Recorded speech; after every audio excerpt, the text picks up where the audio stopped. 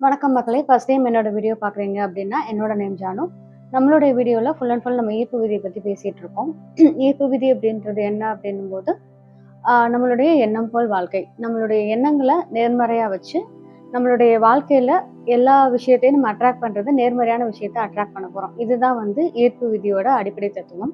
இந்த ஈர்ப்பு விதி எதனோட அடிப்படையில செயல்படுது அப்படின்னா, ஃபுல் அண்ட் ஃபுல் நம்மளுடைய தாட்ஸோட அடிப்படையில தான் செயல்படுது. ஸோ எந்த அளவுக்கு நம்மளுடைய மனத வந்து நம்ம ஒருங்கிணைத்து கரெக்டா ஒரு ப்ராப்பரான ஒரு கோல அச்சீவ் பண்றதுக்காக நம்ம எண்ணத்த செலவிடுறோமோ, அந்த அளவுக்கு ஈஸியா நம்ம கோல வந்து அச்சீவ் பண்ணிக்க முடியும். அண்ட் என்னோட வீடியோ ஃபர்ஸ்ட் டைம் பார்க்குறீங்கன்னா, இந்த வீடியோ பார்த்துட்டு என்னோட பழைய வீடியோஸும் பார்த்தீங்க அப்படின்னா, நான் என்ன பேசுறேன் அப்படின்றது தெளிவா புரியும். இந்த வீடியோல நான் எத பத்தி பேச போறேன் அப்படின்னா, இப்ப நீங்க ஒரு கோல் வந்து செட் பண்ணி வச்சிருக்கீங்க. அத அச்சீவ் பண்றதுக்கு நம்ம என்னென்ன கேரக்டரிஸ்டிக்ஸ் வந்து நம்ம ஃபாலோ பண்ணலாம். அத எப்படி கன்சிஸ்டன்சியா ரெகுலர் பேசிஸ்ல நம்ம ப்ராப்பரா ஒரு ரொட்டீன்ல எப்படி ஆட் பண்ணிக்கலாம் அப்படின்றத இந்த வீடியோல பார்க்க போறோம். நீங்க மேனிஃபெஸ்டேஷன் பயிற்சிலாம் பண்ணிட்டு இருக்கீங்க அப்படின்னும்போது இந்த வீடியோ உங்களுக்கு கண்டிப்பா ரொம்பவே யூஸ்ஃபுல்லா இருக்கும். அண்ட் இப்பதான் நீங்க ஈர்ப்பு விதிய பத்தி கேள்விப்படுறீங்க அப்படின்னாலும், இத இனிஷியல் ஸ்டேஜ்லயே நீங்க தெரிஞ்சுக்கிறதும் வந்து ரொம்ப நல்லது. ஸோ இது நம்ம இப்போ ஒரு கோலை அச்சீவ் பண்ணணும்னு நினைக்கிறோம். அதுக்கு ஃபர்ஸ்ட்டு என்ன பண்ணணும் அப்படின்னா, மென்டலி நம்மளுடைய எண்ணங்கள வந்து தயார்படுத்தணும். அதுதான் வந்து பேசிக். லைக் எப்படின்னா, இப்போ நீங்க ஒரு செடி வளர்க்கணும்னு நினைக்கிறீங்க அப்படின்னும்போது, ஃபர்ஸ்ட்டு என்ன பண்ணுவீங்க? அந்த மண்ண சரிப்படுத்தி, அதில வந்து ஆ தேவையில்லாத களைகள புடுங்கி, அதுக்கப்புறம் வந்து நீங்க வந்து ஒரு விதை போடுவீங்க. இதுதான் வந்து பேசிக். இதே மாதிரி தான் நம்மளுடைய எண்ணங்களும். நம்மளுடைய தேவையில்லாத எண்ணங்களும், ஒரு தேவையில்லாத கழிவுகளும் நம்ம தாட்ஸ்ல வந்து ரொம்ப அதிகமாவே இருக்கும். அதுக்கு என்ன காரணம் அப்படின்னு பார்த்தோம்னா, நம்ம வளர்ந்த விதமா இருக்கலாம். நம்ம படிச்ச படிப்பு, அண்ட் நம்மளுக்கு சொல்லிக் கொடுக்கப்பட்ட விஷயங்கள், நம்மளுடைய பாஸ்ட் எக்ஸ்பீரியன்ஸ் மாதிரி நிறைய விஷயங்கள் இருக்கு. ஸோ இது எல்லாத்தையுமே நம்ம ஒரு ஒன் டேல நம்ம கண்டிப்பா வந்து மாத்திட முடியாது. இப்போ ஃபார் எக்ஸாம்பிள் நீங்க வந்து ஒரு பெரிய வீடு வாங்கணும்னு ஆசைப்படுறீங்க. இல்ல ஒரு ஃபாரின் ட்ரிப் போகணும்னு ஆசைப்படுறீங்க. பட் உங்களோட பொருளாதார நிலைமை வந்து இப்ப கம்மியா தான் இருக்கு. அந்த விஷயத்த உங்கனால அக்காமடேட் பண்ண முடியாது. நான் எப்படி வந்து இந்த ஈர்ப்பு விதிய பயன்படுத்தி அத பண்ண முடியும்ன்ற கொஸ்டின் வந்து உங்களுக்கு அதிகமாவே வர ஆரம்பிக்கும். அதுக்கு நம்ம என்ன பண்ணணும்னா, ஃபர்ஸ்ட்டு நம்மளுடைய எண்ணங்கள வந்து மாத்தணும். எண்ணங்கள மாத்துறதுக்கு நம்ம என்னென்ன பண்ணணும்னா, மொத கிராட்டிட்யூட் வந்து நம்ம எழுதணும். அஃபர்மேஷன்ஸ் கேட்கணும். இந்த கிராட்டிட்யூட் பத்தியும், அஃபர்மேஷன்ஸ் பத்தியும் நான் நிறையாவே பேசியிருக்கேன். நான் கீழ டிஸ்கிரிப்ஷன்லயும் ஆட் பண்றேன். நீங்க அத போய் பார்த்தீங்க அப்படின்னா, இத பத்தி நான் எலாபரேட்டா குடுத்துருப்பேன். கிராட்டிட்யூட் அப்படின்றது நம்ம இருக்கிற விஷயங்களுக்கு நன்றி சொல்லணும். ஸோ ஒரு நோட்ல வந்து டெய்லி பேசிஸ்ல அத மார்னிங் ஆர் நைட் அது மாதிரி நீங்க பிரிச்சு எழுத போறீங்க. அண்ட் அஃபர்மேஷன் கேட்கறது அப்படின்னும்போது, நேர்மறையான ஒரு வாய்ஸ் நோட்ட வந்து டெய்லி ரெக்கார்ட் பண்ணி கேட்க போறீங்க. இதுதான் வந்து அஃபர்மேஷன் அண்ட் கிராட்டிட்யூட். ஃபுல்லா நீங்க பார்க்கணும் அப்படின்னு நினைச்சீங்கன்னா, அந்த வீடியோல கூட நீங்க செக் பண்ணி பார்த்துக்கலாம். இது வந்து இந்த கிரவுண்ட் ஒர்க் பயிற்சி வந்து நீங்க கண்டிப்பா இப்ப மேனிஃபெஸ்டேஷன் பண்ணணும்னு நினைக்கிறீங்க அப்படின்னா, இது 2ம் நீங்க பண்ணா தான் வந்து 100% சக்சஸ் வந்து நம்ம பார்க்க முடியும். இப்ப நம்ம ஒரு விஷயத்த மேனிஃபெஸ்ட் பண்ணணும்னு நினைக்கிறோம். ஒரு அசட்டா இருக்கட்டும், இல்ல ஒரு ரிலேஷன்ஷிப்பா இருக்கட்டும், இல்ல ஒரு கெரியரா இருக்கட்டும். இத வந்து மேனிஃபெஸ்ட் பண்ணணும்னு நினைக்கிறீங்க அப்படின்னா, ஃபர்ஸ்ட்டு உங்களுக்குள்ள நீங்க என்ன திறன வளர்த்துக்கணும் அப்படின்னு பார்த்தோம்னா, டோன்ட் ரியாக்ட்.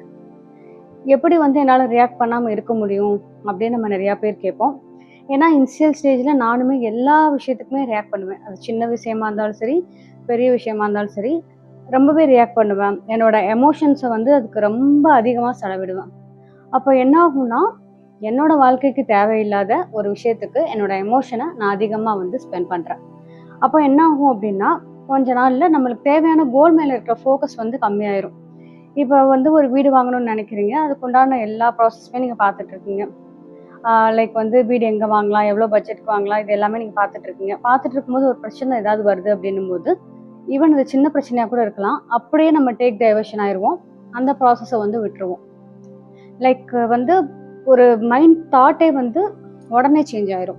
ஸோ அந்த மாதிரி எந்த விஷயத்துக்குமே பொதுவா ரியாக்ட் பண்ணாதீங்க.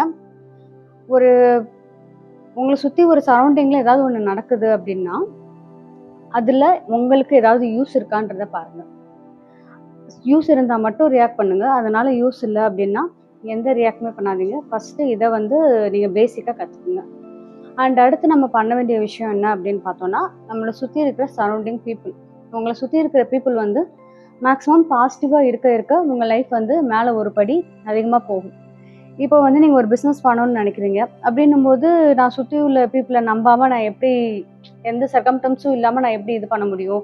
ஒருத்தவங்ககிட்ட கூட ஒப்பீனியன் கூட கேட்கக்கூடாதா அப்படின்னு சொல்லிட்டு அவங்க நிறைய பேருக்கு டவுட் வரும். ஏன்னா மேபி நீங்கள் பிஸ்னஸை பற்றி ஒன்றும் தெரியாத பர்சனாக இருக்கலாம், அதை பற்றி ஒரு ஐடியா இருக்கலாம். பட் நம்ம என்ன பண்ணுவோம், பொதுவாக என்ன பண்ணுவோம், ஒரு பிஸ்னஸ் ஸ்டார்ட் பண்ணணும்னு நினைக்கிறீங்கன்னா ஃபஸ்ட்டு நம்ம பண்ணுற தப்பு, நம்ம ஃபேமிலி ஃப்ரெண்ட்ஸ் இவங்க கிட்ட சஜஷன் கேட்போம்.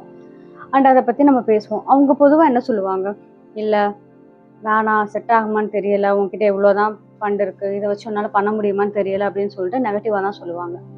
அதை வந்து நம்ம தப்பு சொல்லவும் முடியாது. ஏன்னா அவங்க ஏன் அப்படி சொல்கிறாங்க அப்படின்னா மேபி அவங்களோட எக்ஸ்பீரியன்ஸாக இருக்கலாம், இல்லை சுற்றி கேட்டதை வச்சு நம்மளுக்கு வந்து அவங்க சஜஷன் கொடுக்கலாம். பட் நம்ம என்ன பண்ணணும்னா, ஒரு தொழில் நீங்கள் தொடங்கணும்னு நினைக்கிறீங்கன்னா அந்த தொழிலில் சக்ஸஸாக இருக்கிற பர்சன் கிட்ட கேளுங்க. அப்படி கேட்கும்போது என்ன ஆகும் அப்படின்னா, நம்மளுக்கு வந்து இந்த நம்ம என்னென்ன தப்பெல்லாம் பண்ணாமல் இருப்போம் அப்படின்றத முன்னாடியே நம்ம அனலைஸ் பண்ணிக்கலாம்.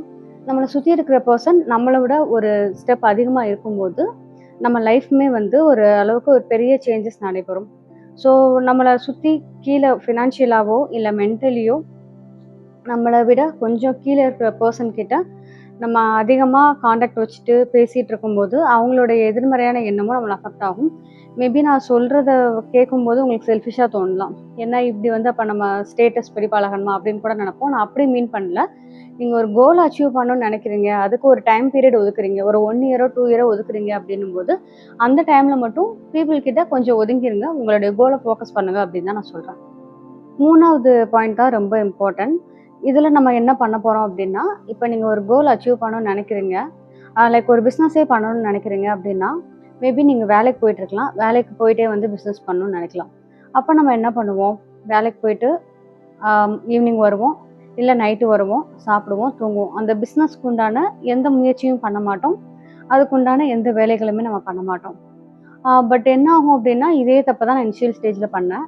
நானும் ஒர்க் போயிட்டு இருந்தேன். ஆக்சுவலாக இப்போ நான் போயிட்டுருக்கேன். இப்போ வந்து நான் நோட்டீஸ் பீரியடில் இருக்கேன்.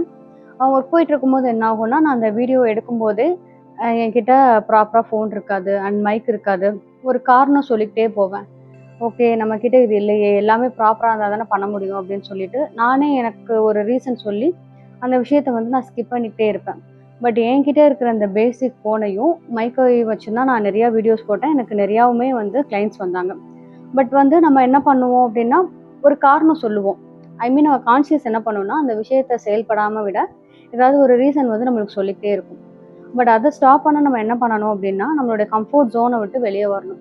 இப்போ நீங்கள் ஒர்க் போயிட்டுருக்கீங்க, ஒரு பிஸ்னஸும் நீங்கள் பண்ணணும்னு நினைக்கிறீங்க அப்படின்னா, லைக் நீங்கள் ஒரு 8 மணி நேரம் 9 மணி நேரம் தூங்குறீங்கன்னா உங்களோட ஸ்லீப்பிங் பேட்டர்னை மாற்றுங்க. ஒரு 5 மணி நேரம் 6 மணி நேரம் தூங்குங்க.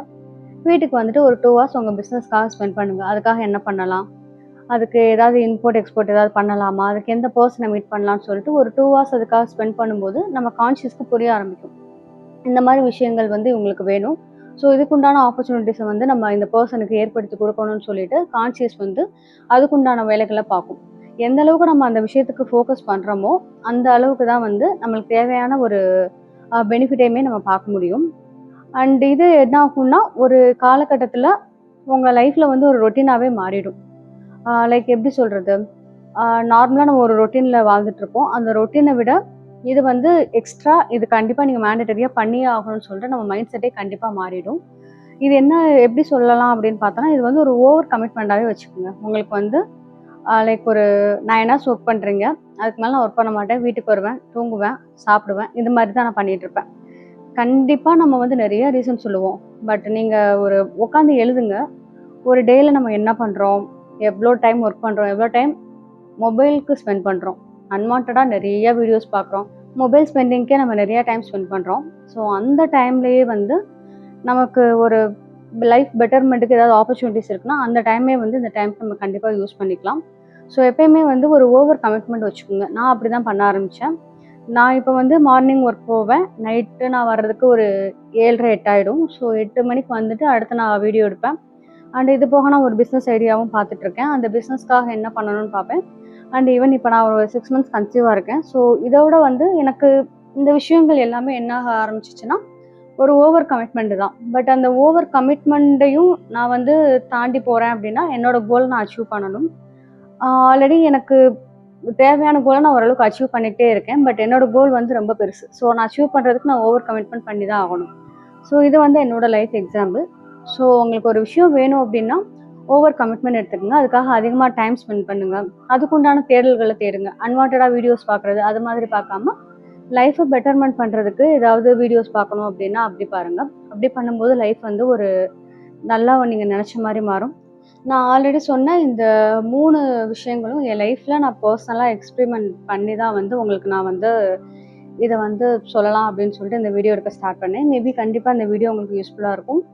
இல்லை நீங்கள் ஒரு லைஃப் ட்ரான்ஸ்ஃபார்மேஷன் கோர்ஸாக ஒரு 6 months இதை எடுத்துகிட்டு லைஃப்பை வந்து ஒரு பெட்டர்மெண்ட் பண்ணணும் அப்படின்னு நீங்கள் நினச்சிங்கன்னா கூட என்கிட்ட வந்து நீங்கள் காண்டாக்ட் பண்ணி கேட்டுக்கலாம். இந்த லைஃப் ட்ரான்ஸ்ஃபார்மேஷன் கோச்சிங் எப்படி இருக்கும்னா ஃபுல் அண்ட் ஃபுல் பேசிஸ்லேருந்து நம்ம தாட்ஸ் எப்படி மாற்றுறது, லைஃபுக்கு உண்டான ஆப்பர்ச்சுனிட்டிஸ் எப்படி கொண்டு வர்றது, அதுக்கு எப்படி ஃபோக்கஸ்டாக இருக்கிறது, கன்சிஸ்டன்சியாக இருக்கிறது, அது எல்லாமே இந்த லைஃப் ட்ரான்ஸ்ஃபார்மேஷன் கோச்சிங்கில் இருக்கும். நீங்கள் வேணும் அப்படின்னா அதை பற்றி கேட்டு தெரிஞ்சுக்கலாம். அண்ட் இந்த வீடியோ மேபி உங்களுக்கு யூஸ்ஃபுல்லாக இருக்கும். உங்கள் ஃப்ரெண்ட்ஸ் அண்ட் ஃபேமிலிக்கு யூஸ்ஃபுல்லாக இருந்தால் கூட ஷேர் பண்ணுங்கள். நன்றி.